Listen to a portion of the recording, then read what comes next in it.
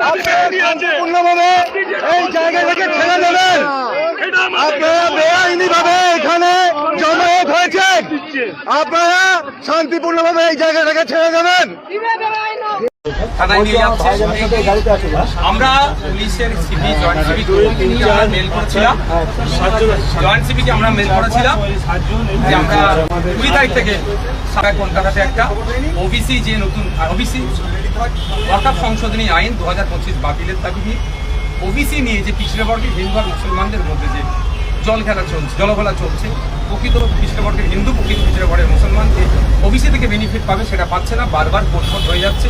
এটা এই দুরবস্থার অবসান ঘটানোর জন্য আর ফেক ST/SC সার্টিফিকেটের রমরমা সারা পশ্চিমবাংলায় 1 কোটি আদিবাসী নাই কিন্তু 1.5 কোটি ফেক সার্টিফিকেট হয়ে গেছে। মানে কত fake ST/SC certificate, Rahman title, Das title, Banerjee title, SC/ST কোটায় চাকরি করছে।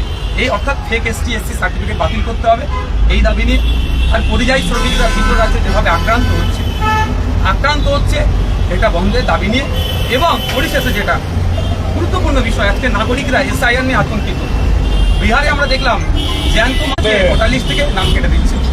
সুতরাং এই SIR নিয়ে নাগরিক হয়রানি আতঙ্ক বন্ধের জন্য আজকে আমাদের কলকাতাতে মেট্রো চ্যানেলে আমাদের একটা ধর্ণা মঞ্চ ছিল 20 থেকে 27।